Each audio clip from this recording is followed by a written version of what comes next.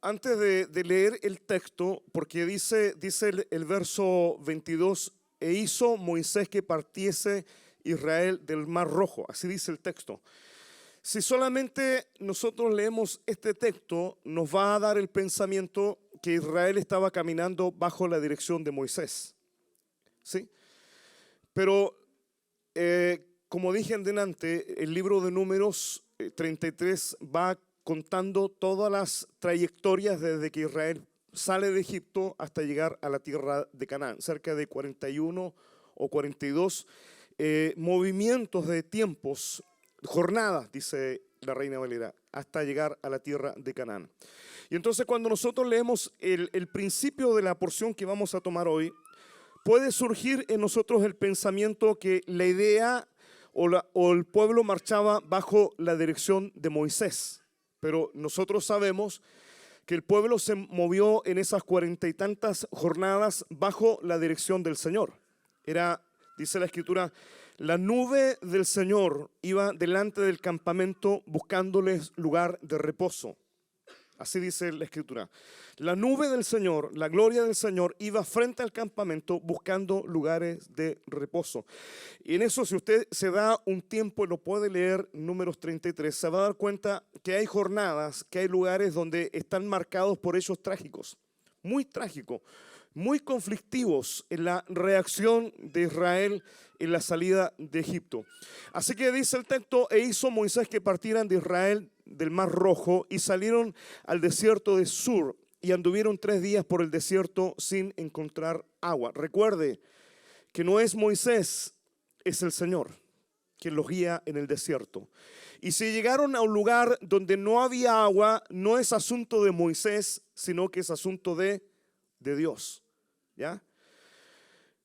Y dice la Escritura, verso 23, y llegaron a Mara, ¿sí? Y no pudieron beber las aguas de Mara porque eran amargas. Por eso le pusieron el nombre de Mara. Le hago la pregunta, ¿cómo se llamaba el lugar antes? No hay registro, sino que ellos le llaman al lugar Mara. Son ellos. Ellos cambian, no sabemos el nombre, no hay en la Escritura algo que nos diga cómo se llamaba, pero ellos son los que llaman al lugar Mara, porque las aguas eran amargas. Verso 24, entonces el pueblo murmuró contra Moisés y dijo, ¿qué hemos de beber? Es algo natural, 3 días sin agua, es algo natural. Y verso 25, y Moisés clamó a Jehová y Jehová le mostró un árbol y lo echó de las aguas y las aguas se endulzaron, se volvieron potables, se hicieron bebibles. Allí el Señor les dio estatutos y ordenanzas y allí los probó y dijo, si oyeres atentamente la voz de Jehová tu Dios e hicieres lo recto delante de sus ojos y dieres oído a sus mandamientos y guardares todos sus estatutos, ninguna enfermedad de las que envié a los egipcios te enviaré a ti, porque yo soy Jehová tu sanador. Verso 27, ¿lo lee conmigo? Verso 27, lo lee conmigo todos juntos. Y llegaron a Elim, donde había 12 fuentes de aguas y 70 palmeras, y acamparon allí junto a las aguas. Estaba un resort ahí en medio del desierto. 70 palmeras, 12 fuentes de aguas, una cosa preciosa. Ahora, estoy seguro que ustedes ya han leído el Éxodo y los 5 primeros libros de la Biblia. Y Moisés tiene la terrible tarea de pastorear a varios millones de personas que por 4 generaciones, lo hablamos el domingo, habían sido esclavos. Personas que eran viscerales completamente, personas que eran totalmente sensuales, no en el sentido de la sexualidad, sino de la reacción, de la sensación de reaccionar frente a lo que ellos veían y experimentaban. Él tiene una carga tan difícil de pastorear a personas. En cuanto Dios hace estos 10 milagros, ustedes conocen, cualquiera sabe, estos 10 milagros tan tremendos, como Dios abre el mar rojo, ellos pasan en seco, y cuando están frente a eso, ellos le dicen a Moisés, cuando están ahí frente al Mar Rojo, los egipcios siguiéndolos, ellos le dicen a Moisés, esto es lo que nosotros te decíamos en Egipto. Déjanos servir a Faraón. Es decir, preferimos morir en Egipto siendo esclavos que tratar de entrar a una tierra prometida. Es una cuestión de ver cómo nosotros enfrentamos la vida, cómo nosotros como creyentes enfrentamos las circunstancias en las jornadas de nuestra vida, ¿verdad? Porque cualquiera de nosotros que ya ha vivido algunos años sabe que todos los años no son lo mismo. Que hay jornadas y hay periodos en nuestra vida que son duros, que son tristes, que son dolorosos. Y a veces esas jornadas duran mucho tiempo, mucho tiempo. Y todo depende de cómo nosotros podamos reaccionar frente a las circunstancias de la vida. Y a veces nosotros pensamos en nuestro pensamiento que pareciera ser que lo único que necesitamos de Dios es comida, bebida, ropa y vivir tranquilos. Pero cualquiera que haya vivido 30, 40 años sabe que la vida no es solo eso, que no es solo comida, ropa, vestido y pasarlo bien, que la vida en sí mismo es una vida difícil.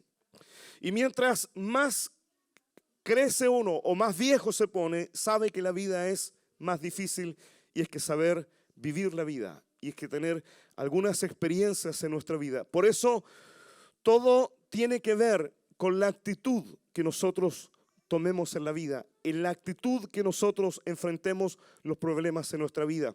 Porque dice el texto que ellos salieron y las primeras aguas que encontraron fueron aguas amargas. Y entonces ellos le llaman amargura a esas aguas. Pero la solución estaba a la mano. Dice que Moisés clamó al Señor, el Señor le mostró un árbol y las aguas se volvieron dulces. La solución estaba a la mano, pero la actitud de estas personas frente a cualquier circunstancia que se les presentaba en la vida era la de la queja, la murmuración, la rebelión y finalmente la muerte. Y me quedé el domingo pasado, no sé si fue aquí o donde predicamos el sábado pasado, acerca de lo que el Señor le dice a Moisés. En un momento, el Señor le dice, déjame destruirlos y voy a levantar de ti una nación nueva, una nación más poderosa. Entonces, cuando uno lee eso, tiene que pensar, ¿de dónde Dios? ¿Cómo es que Dios iba a levantar de Moisés una generación nueva? Y pensando mucho en esto, me llegó a la conclusión de que Moisés había adquirido una genética y una forma de pensar nueva, totalmente nueva, que era la herencia de fe que había recibido de Abraham, de Isaac, de Jacob, de José y especialmente de su madre Jocabed, quien le enseñó los principios de los mandamientos de la palabra del Señor. Dios podía levantar de Moisés una nación nueva, más grande y más poderosa. Y entonces llegué al pensamiento que estos israelitas no era un problema del Señor, era un problema de la actitud con que ellos enfrentaban cada circunstancia de la vida. Y he llegado a la conclusión de que el problema no es de Dios, no es de la congregación donde nosotros nos reunimos. El problema, no se me ofenda lo que le voy a decir, el problema es la raza. ¿Vale? Cuando hablo de raza no estoy hablando de nación, no estoy hablando de alguna etnia. Estoy hablando de una forma de ser, de una raza. Por eso se acuerda usted que Juan el Bautista le llama a los fariseos y le dice generación de víboras.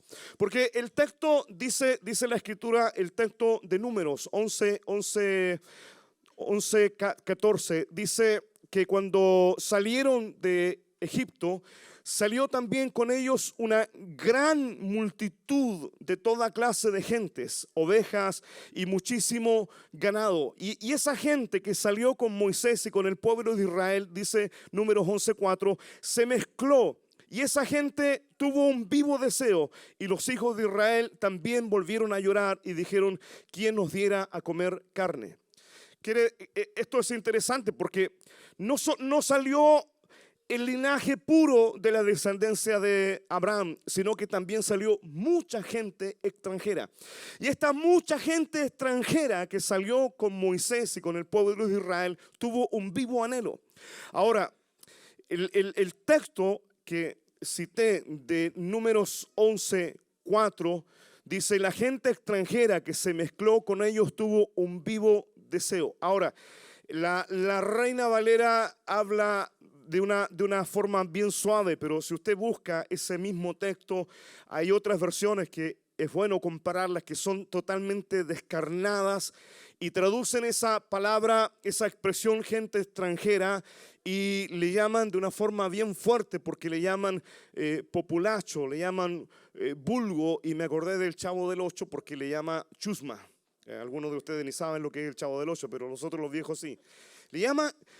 El texto llama que esa gente que salió con Moisés, esa gente extranjera, era una gente que no tenía la capacidad de reaccionar bien a las circunstancias de la vida, y se mezclaron con el pueblo del Señor e incentivaron al pueblo de Dios a reaccionar mal. Por eso el texto, que seguramente usted sabe, las malas conversaciones, lo conoce, las malas conversaciones corrompen las buenas costumbres.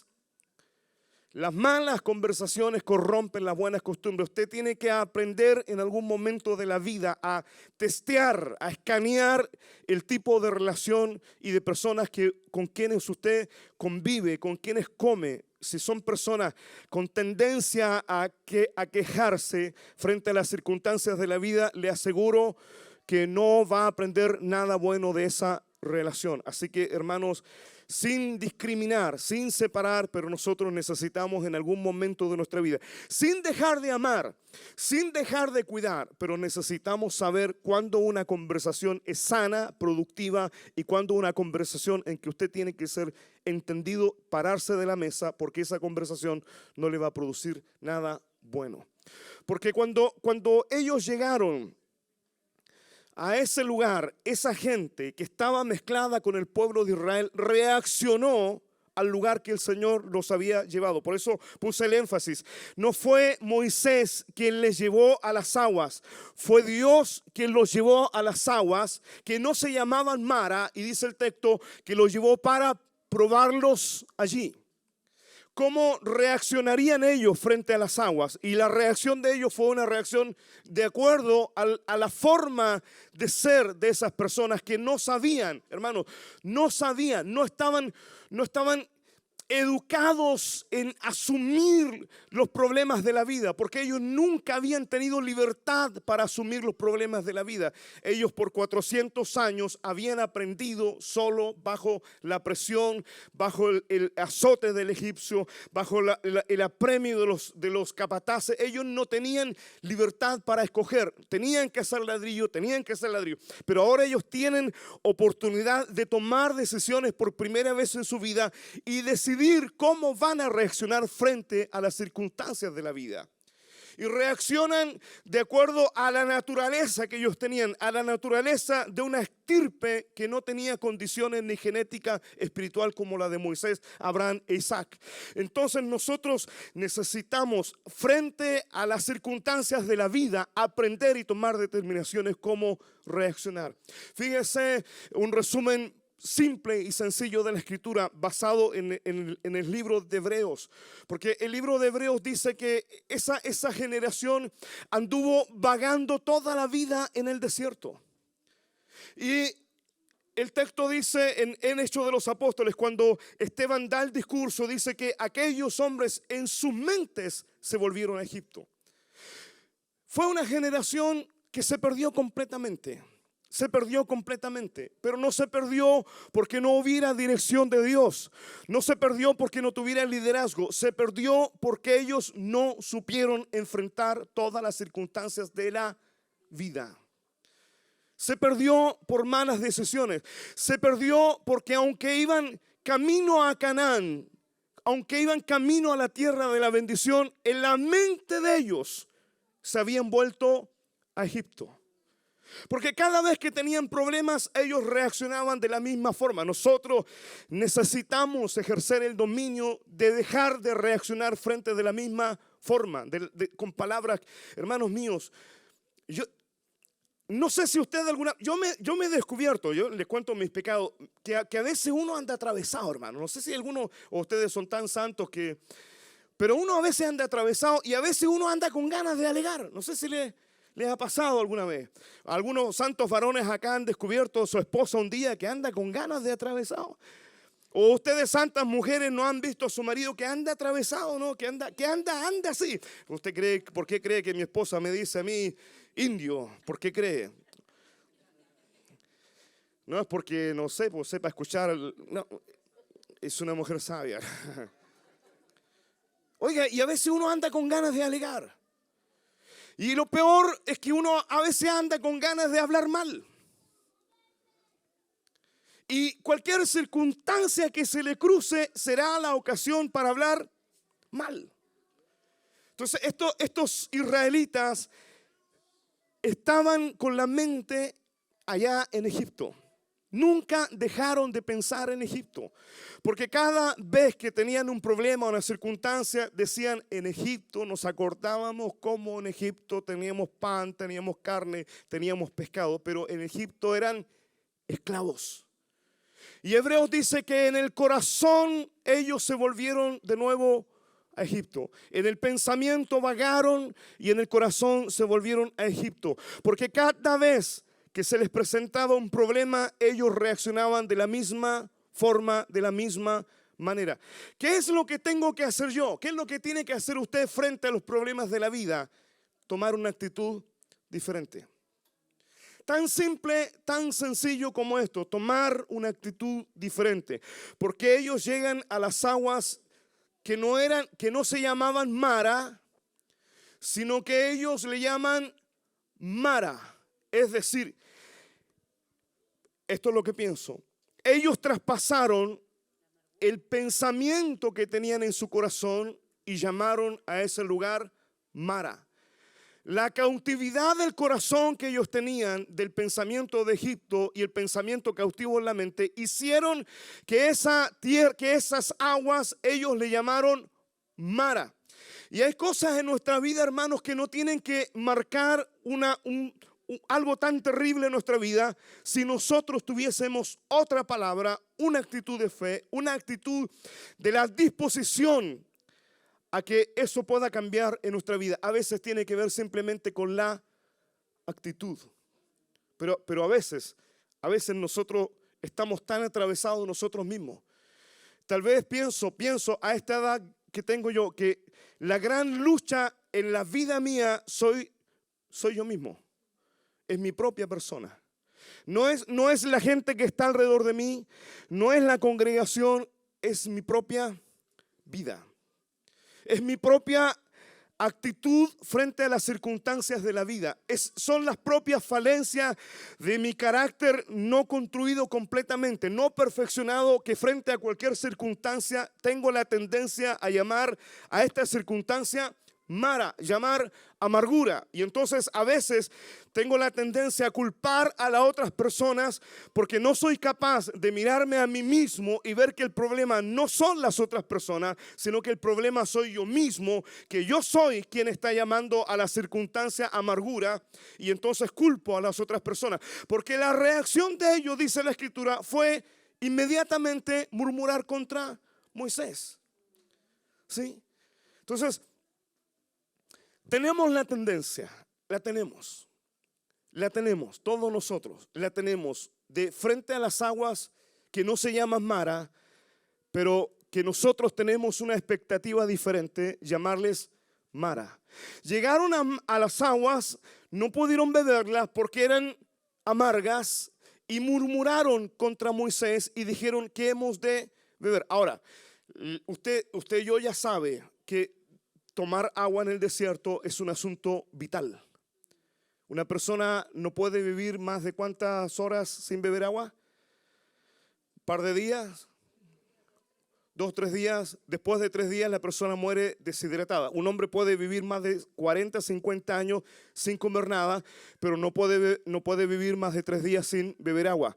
Ahora, note usted que es el Señor que los está guiando por el desierto. Por lo tanto, el Señor sabe que ellos están caminando en el desierto sin agua. Entonces, cuando yo pienso que son las personas que me rodean, las que están creando un ambiente negativo para mi vida, tengo que pensar que ese ambiente probablemente lo haya creado Dios para trabajar en mi vida. ¿Sí? ¿Puede usted echar a andar este ejercicio en su mente? Pensar que necesitamos reaccionar y considerar que muchas veces no son las personas, ni el marido, ni el santo marido que está a su lado, ni la santa esposa, sino que a veces yo mismo ando atravesado. Y quien se le cruza a usted, quien se le cruza, va a pagar el pato. Ya en chileno sabemos que... ¿Por qué? Porque no es una batalla con la gente, es una batalla conmigo mismo. Sobre todo los que nacimos los días 16 de abril. Es una cosa. Usted sabe que en esta iglesia habemos varios que... Mire, es una tontera lo que decía, pero para amenizar un poco, ¿no? Usted sabe que la gente que piensa de acuerdo a estas cuestiones de este mundo dicen que los que nacen en tal lugar, en tal fecha, tienen este carácter, tienen otra forma. Usted lo catalogan en colérico, sanguíneo, flemático, melancólico, y la gente le pone etiquetas, formas, y te dicen que si naciste en este día, Y hay varias personas en esta iglesia que nacimos el mismo día y por alguna razón nos parecemos bastante. No es que esté creyendo que el horóscopo tenga razón, para nada, pero por alguna razón. Y entonces cuando uno te encuentras a alguien así tan complicado como tú mismo eres, porque algunos de nosotros somos gente complicada, hermano. Hacemos de todo una complicación, todo lo complicamos, todo lo agrandamos, todo lo inflamos, todo porque somos así, tenemos esa naturaleza así, tenemos esa naturaleza en la cual tenemos que trabajar. Ahora, bendita aquel que nunca se complica con nada, que pase al frente y nos ponga la mano a todos aquí. Porque hay gente sencilla, hay gente como este buen hombre que está acá, que no se complica en nada, que nunca dice nada, no, su nombre... Cuando llegó a la iglesia me dijo, pastor, ¿quiere que yo venga antes para poner todas las sillas de la iglesia? No, hermano, pastor, oiga, si yo quisiera ser un aprovechador, hermano, lo tendría cortando el pasto, pintándome la casa. Porque son pocos los hombres así. No sé si en la noche te vuelve una bestia salvaje. No lo sé.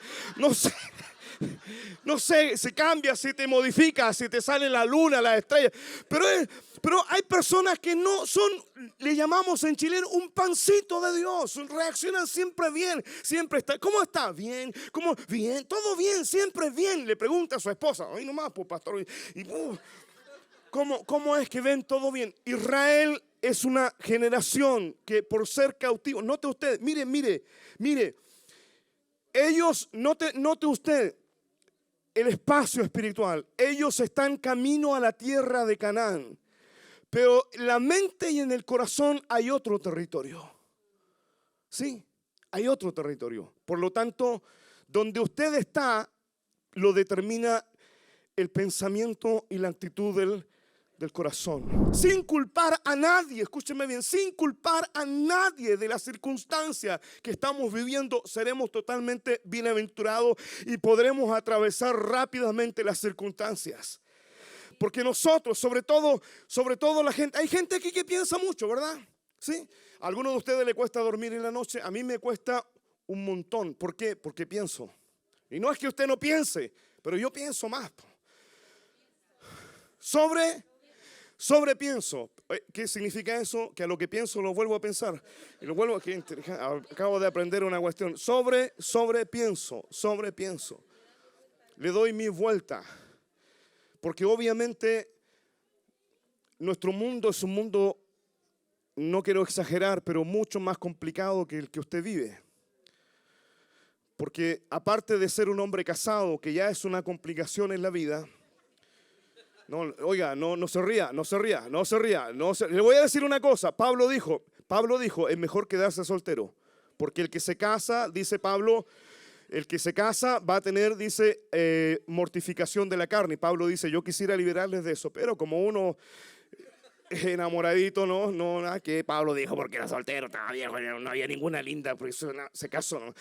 Pero uno casado tiene complicaciones. Dice el texto, bienaventurado el que haya esposa, como dichoso el que haya esposa, no sé, el que haya esposa haya la vida. Ahora debe ser la vida de la muerte en Cristo, porque oye, hermano, y después vienen los hijos que son una bendición, y luego vienen los nietos que son y doble bendición, y luego si usted es pastor y si usted es un servidor de grupo. Mira, hermano, una cosa, uno a veces se cerca en pensamientos irreales, ¿vale? Se cerca y se atormenta a sí mismo en pensamientos infundados. Y se pasa rollo. ¿Sabe cuántos rollos me he pasado yo como pastor cuando usted no viene a la iglesia? De verdad, ¿se habrá enojado el hermano? ¿Por qué no viene? ¿Por qué no me responde? Y empiezo a sacar cuenta y sobrepienso, y de repente llega el día domingo y el perla entra, pero así. Yo digo, no estaba enojado, no le pasó nada, no. Pero mis pensamientos me pueden arrojar a una tierra llamada Mara, a una tierra llamada amargura. Y por favor, cambiemos el papel ahora. Piense lo mismo de mí hacia usted. ¿Estará enojado el pastor conmigo? ¿Me amará el pastor más que estos otros? Y usted tiene en la pared pegado el texto, Pedro, ¿me amas más que esto? Y usted dice, ¿me amará mi pastora más que a estas? Y uno se pasa un mundo de rollo, de problemas y de conflictos, hermanos, que nos pueden llevar a una verdadera agua de Mara, a una amargura completamente, a una esclavitud del corazón, a volver en nuestra mente a Egipto, a volver en la cautividad y vivir una vida sin gozo, sin alegría, simplemente por la actitud que nosotros tenemos frente a. La actitud de ellos, por ser una raza que estaba condicionada a siempre pensar, siempre volver, siempre esclavizarse, fue inmediatamente reaccionar y llamar a esas aguas amargura. Y segundo, buscar un culpable. ¿Quién es el culpable? Oiga, sea sincero, sea sincero. No me diga ni amén, ni se ría, ni nada. Pero sea sincero, ¿cuántas veces usted no ha pensado que yo tengo la culpa respecto a alguna circunstancia de su vida? Aquí hay una riéndose.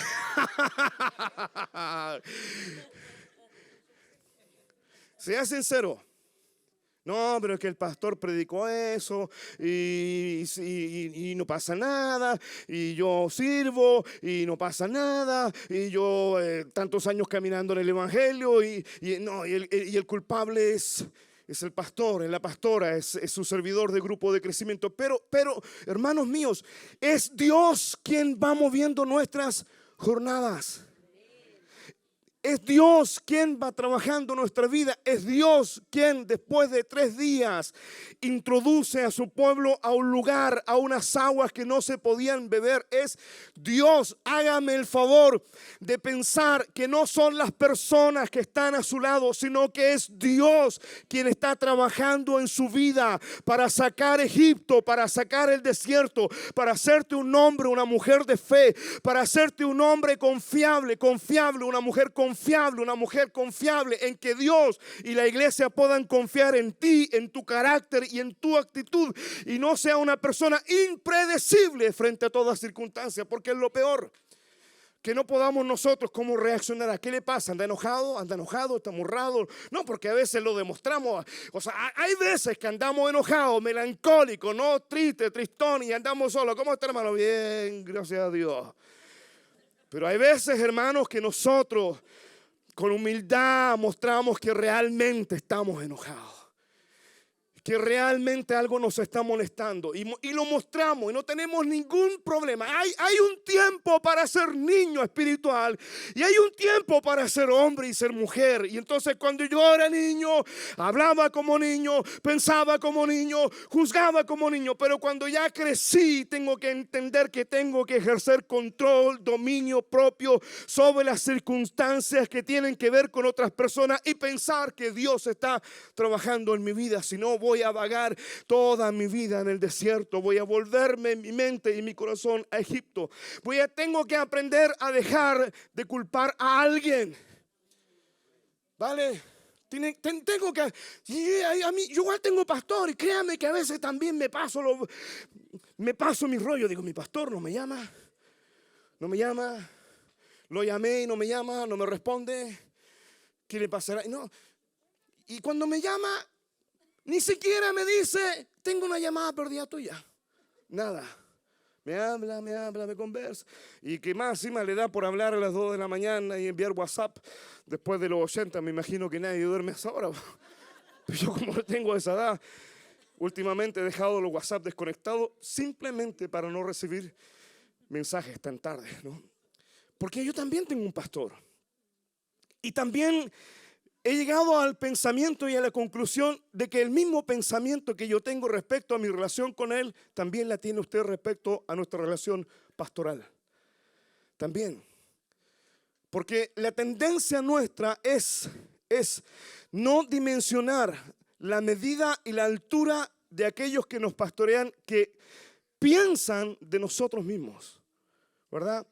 Creo yo que él piensa de mí que no estoy a la altura de necesitar que me llame todos los días. Entonces mi esposa, que siempre le gustan las conversaciones serias, un día conversando ahí con ellos, y mi esposa como que quería que mi pastor me retara por algo, ¿no? Como que las mujeres no siempre están buscando quién reta al marido, ¿no? Una cuestión natural que vino con Eva y toda la cuestión. Y entonces mi esposa le dice a mi pastor, le dice, pastor, pero dígale algo. O sea, ¿qué es ese algo? No es que sea buen, no, que la camisa, no, que le diga algo que yo necesito cambiar en mi vida. Entonces mi pastor me dijo, mira, le dijo, cuando yo necesite decirle algo, se lo voy a decir. Yo dije, gloria a Dios. Aleluya.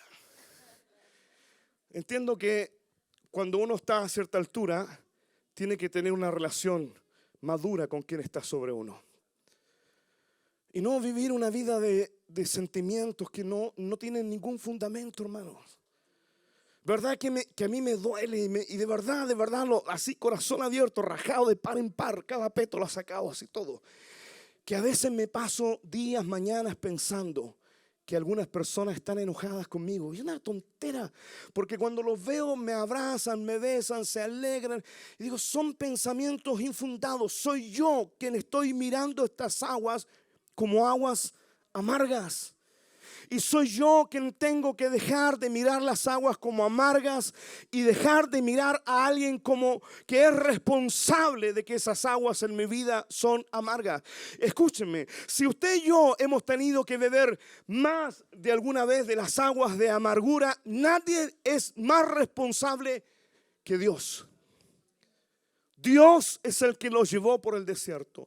Dios es el que sabía la reacción. Es Dios, por lo tanto, es Dios quien va a trabajar. Y entonces dice la palabra que ellos murmuraron contra Moisés. Y entonces por allí un poco usted puede leer un poquito más adelante cuando vuelven a murmurar contra Moisés. Y esa gente, el populacho que hablé delante, esa chusma, volvieron a quejarse contra Moisés porque no tenían pan. Y entonces Moisés dice esto, está en el libro de Éxodo, dice, ustedes no sacan nada de quejarse contra mí, porque cada vez que ustedes se quejan contra mí, se están quejando contra Dios. Así lo dice Moisés, dice, la queja no es contra mí, la murmuración no es contra mí, es contra Dios. El problema está, hermanos míos, el problema está, y déjeme regalarle esto, que la genética y la modificación del carácter de este hombre de Dios fue literalmente degradada hasta que el hombre aprendió a comportarse tal cual esos israelitas. Y aprendió a murmurar contra Dios. Y aprendió palabras de incredulidad. Y finalmente eso a ese hombre de Dios le costó entrar a la tierra prometida. Y el Salmo dice que las aguas de Meriba, en las aguas de Masá, el pueblo provocó a ira a Moisés. Y el salmista dice, hicieron revelar el espíritu de Moisés, que no permitió que Moisés escuchara claramente la voz del Señor. Porque usted conoce la historia. El Señor le dice a Moisés, lleva al pueblo a la peña y háblale a la peña para que la peña vuelva a dar agua. Pero Moisés estaba tan airado, estaba tan alterado, estaba tan provocado por el pueblo que él no es capaz de obedecer la voz de Dios, sino que él toma la vara y golpea la peña y le dice al pueblo, os he de hacer salir agua de la peña, rebeldes. Y aunque el agua fluyó, pero Dios censuró completamente a Moisés. ¿Por qué? Porque el carácter de él fue modificado, porque comenzó a comportarse como el pueblo. Como el pueblo. Usted y yo, míreme, la gente que lidera, no se rebaje jamás a comportarse como las personas, hermanos míos, que no aceptan la enseñanza de la modificación, de cambiar su conducta en la expresión de sus vidas. Es más, háblenles con cariño. Luego que les hable con cariño, enséñeles. Y tercero, si es necesario una pequeña reprensión, repréndalos. Y si no, le doy la autorización que sea parte de esas personas, porque te van a modificar el carácter, te van a modificar el temperamento, te van a llevar a provocarte. Por lo tanto, Moisés ahora quedó fuera de la tierra. Y entonces, cuando dice el texto allí que cuando el pueblo reaccionó así, ¿qué hizo Moisés? Moisés clamó al Señor y el Señor le mostró un árbol. Ahora, en su mente piense, tenga dos palabras. La primera de ellas es clamar y la segunda palabra es reclamar. Se parecen, terminan las dos con R, pero no son lo mismo. Porque algunas personas dicen, y yo le reclamé al Señor. Y yo digo, ¿de dónde? ¿Quién le enseñó que usted tiene que reclamarle al Señor? Porque el mundo que nosotros en que estamos nos está enseñando a funar a la gente. Nos está enseñando a avergonzar a la gente. Nos está enseñando a decir cualquier cosa y no ser responsable de las cosas que nosotros digamos. Y en el mundo espiritual, cada palabra que sale de nuestra vida ejerce ondas espirituales de las cuales nosotros tenemos que rendir cuenta. La palabra dice que nosotros tenemos que rendir cuenta de toda palabra ociosa que salga de nuestra boca. En el mundo la gente habla lo que quiere, dice lo que quiere, piensa como quiere. Si toman a alguien no le importa degradar la vida, no le importa hablar tonteras, vamos a hacer una funa sobre esta persona. Y a veces, hermano, usted ni conoce y usted opina y habla y no tiene idea. Usted está degradando la vida de una persona. Moisés, en lugar de reclamar, él clamó al Señor. Usted ni yo no tenemos que aprender el lenguaje de reclamar. El pueblo está reclamando, el pueblo está diciendo, ¿qué vamos a beber? Y ese pueblo que reclamó contra Dios, contra las aguas y contra Moisés, no sabía clamar. Moisés dice, y Moisés clamó al Señor, es decir, levantó una oración, levantó una súplica y el Señor le mostró un árbol. Hay una diferencia en reclamar, porque cuando usted reclama, escúcheme bien, el reclamo es la expresión. Ustedes conocen a mi hermana, ¿no? Mi hermana es una experta. Ella debería haber sido directora del CERNAC. ¿Dónde está esa cuestión que se echa la tomba, CERNAC? ¿Cómo se llama cuando usted reclama? CERNAC. Mi hermana debería haber sido experta, porque ella es una experta en reclamar. Oiga. Se compra zapatos, los gasta 3 meses y luego va a reclamar que no le salieron buenos. Y se los cambian. Porque he aprendido el arte de reclamarle a la gente. Yo no reclamo nada, sigo usando los mismos zapatos, los mismos boxers de hace 10 años, no reclamo nada. Y entonces reclamar es quejarse. Porque cuando usted va a reclamar, ¿qué le pasa a usted? Por ejemplo, te compras un iPhone 13, un iPhone 14 Pro, ¿no? Renuévate, mujer, renuévate, iPhone. Y te sale malo. ¿Qué te ocurre? Te vas a sacar la selfie y te sale mala. ¿Qué te ocurre? Te enojas, ¿sí o no? Se enoja. ¿Con quién se enoja? ¿Te enojas con quién? Pero también te enojas contigo mismo. Te enojas contigo mismo porque no te resultó, porque el sueño porque no estaba en la idea, no cumplió el todo. Te enoja a ti mismo y entonces tú dices, mañana voy a ir a reclamar. Ya va a ver ese vendedor, la Nicole, la verdadera Nicole, lo del altar, no va, y acompaña y va con la Karen, va con la Gribán, toda la. Ay, Dios mío. Oh, pobre vendedor, me gustaría estar en los zapatos de ese vendedor para que se sientan acá adelante, ¿no? ¿Tú crees que el vendedor se acordó que te vendió? ¿Tú crees que ese vendedor está pensando en tu iPhone? ¿Cómo le habrá salido a esa chiquilla linda que vino a comprar un iPhone 14 Pro? ¿Le habrá salido bueno? No, él no le importa nada. Él vendió, hizo una venta, te lo vendió con un seguro a 20 años que estás pagando eternamente el seguro. Vas a terminar de pagar el seguro después de pagar las cuotas. Pero el hombre está feliz. ¿Y uno cómo está? Amargado, enojado, resentido, molesto. Cuando va a hablar está lleno de ira, está lleno de resentimiento, está lleno de amargura, está hecho todo menos un hijo de Dios. Por lo tanto, cada vez que nosotros reclamamos,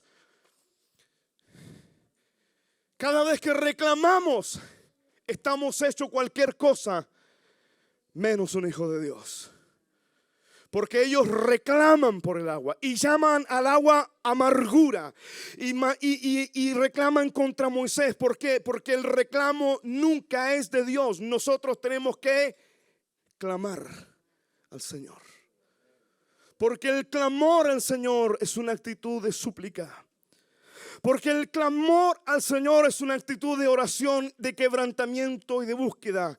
Y en el clamor al Señor, hermanos míos, en el clamor al Señor, en la actitud de abrir el espíritu y el pensamiento y de quebrantamiento al Señor, Dios puede hablarnos y mostrarnos que el problema somos nosotros mismos.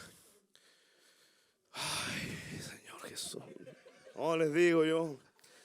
Clamen, hermano. No reclamen. Yo voy a reclamar contra esta mujer.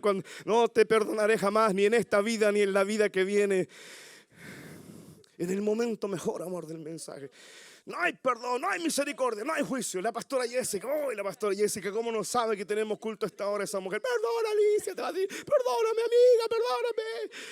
Oiga, hay una diferencia entre reclamar y clamar. ¿Qué va a hacer usted cuando tenga sus aguas amargas? ¿Qué va a hacer? ¿Va a reclamar? ¿Qué va a hacer? Va a clamar, va a suplicar. ¿Por qué? Porque en la súplica hay un quebrantamiento de espíritu.